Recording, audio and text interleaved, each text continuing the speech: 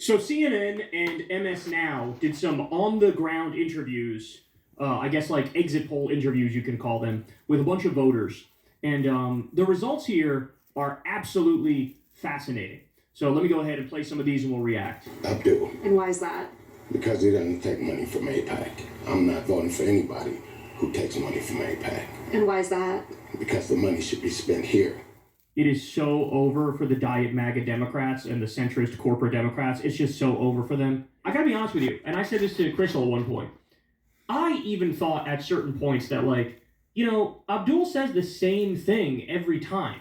And, like, I don't know, maybe he should throw in some other points too. He always does the, you know, why are we sending all of our money to Israel? We need to spend that money here at home. Why are we funding them killing civilians? We need to give people healthcare and education here. And it's a great line, and I love it. But, you know, every now and then I figured he should throw in a shot at Trump or some shit. Like, be like, I'm going to be the better Trump fighter. She's going to, you know, here's some votes she took on the record that we're with Trump. I would vote against Trump. But you know what? Ultimately, I think he was right and I was wrong because he repeated it so much that, like, the voters are just verbatim copying what he says and going, I agree with that. So just, I mean, it was a fucking masterclass in repetition. A masterclass in repetition until it becomes the duh perspective. And here you have voters going, I'm never going to vote for anybody who takes money from AIPAC. And by the way, as I told you, not only does AIPAC equal Israel and Netanyahu, AIPAC equals MAGA. They are all in with MAGA. So any Democrat taking money from them, from the Israel lobby, you are selling out. It's literally no different than taking money from MAGA billionaires, taking money from, you know, the late Sheldon Adelson, or taking money from the Ellisons, or Miriam Adelson. Like, that's what this is. All right, let's keep going from the top. Abdul. And why is that? Because he doesn't take money from AIPAC. I'm not voting for anybody who takes money from AIPAC. And why is that? Because the money should be spent here, not over there. Overall change in people who had an independent view and thought process of what's right for the voters, not what's right for corporate PACs or what's right for any affiliations that support them. That was, without a doubt, a low-key shot at Haley Stevens there. As I pointed out in the previous segment, you have Abdul overperforming with black voters and Haley sort of overperforming with rural white voters. And, you know, you talk to these voters on the ground, and it just seems like Abdul's message stuck in a way that Haley's message didn't. Remember the word bubble I showed you the other day, where when Haley Stevens was brought up, like the first thing, it was like AIPAC was the biggest thing people talked about, or Israel. And when it was Abdul, it was like money in your pocket and Medicare for all. So, like, he was able to define his opponent, but also sort of define himself.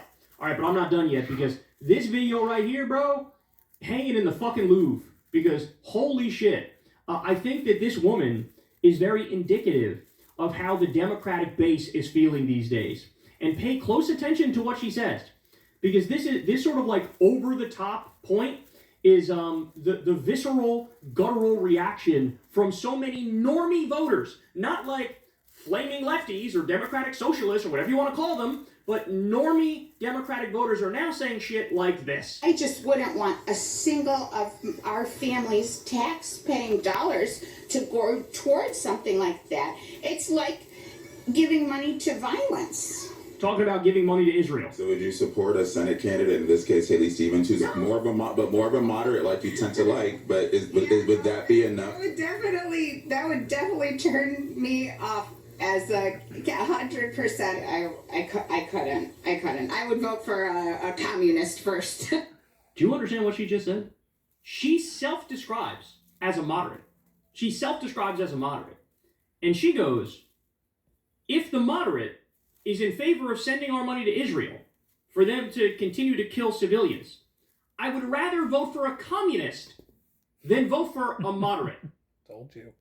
So, in other words, I love this woman because this is true moderation, right? The truly moderate position, the truly centrist position. Yeah. The like right smack dab in the middle of American mainstream opinion position is, let's not have our money go to murdering children. Nope. Please right? don't. And so her point is, if you have a communist who doesn't want to send money to murder children, and a moderate who does want to send money to murder children, who's the real moderate in that scenario? It would be the communist. The communist would be the real moderate, because they're anti-murdering children with our money.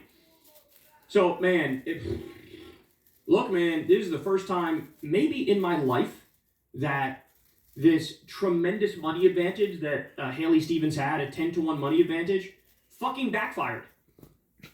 I remember in the debate when Abdul was like, when we cut to a commercial, there's going to be probably 2 different ads attacking me. Ask yourself why that is and where that money comes from. That's AIPAC. Yep. That's AIPAC, who is spending big on trying to destroy me, and she's able to buy effectively lying ads against me. And so the money backfired, because then when the ads run, people start thinking, Abdul just said that this would happen.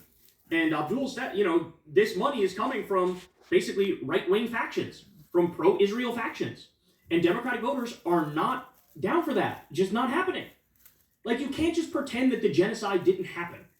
And that's what so-called centrist Democrats are trying to do. And it's just not working anymore.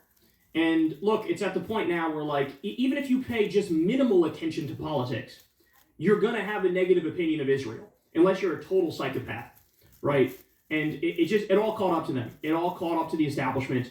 And, they're the dog that caught the car. Now they don't know what the fuck to do. It's a historic moment that now the message is loud and clear to AIPAC.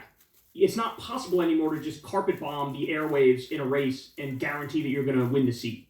It's not possible. Because it is possible with a charismatic enough candidate who's good enough at getting the message across, it can defeat almost any amount of money. So truly, truly amazing stuff here. Democratic voters are pissed, bro. Democratic voters are absolutely pissed. And, let's just keep that energy up moving forward. That's the thing. Got to unite, got to defeat Mike Rogers, got to get the MAGA fascists out of power. And Abdul's got to be ready for a brand new challenge now, which is basically trying to take down the fascist, genocidal, terrorist, death cult psychopaths on the right. But you know what? He came out aggressively on day one, and I think our base is definitely going to be there in a way that I'm not sure they would have been there if Haley Stevens ended up being the nominee. Hey, y'all, do me a favor and like and subscribe. It helps out big time in the... Point made. Never better said. Voters are waking up. They're waking up. And this is just the beginning. I think this trend's going to continue. Okay? And it's not just about one subject. I think it's just the fact people are tired of politicians being bought by lobbyists and corporations. Okay, they're tired of voting for cookie-cutter candidates. They're tired of voting for candidates just strictly for corporate and partisan interest. Okay? And ultimately, they're tired of their money going to forever-ending wars. And I've said this before. And this is only going to continue to happen. And AIPAC and all these MAGA and corporate PACs are going to spend all this money. By all means, go ahead.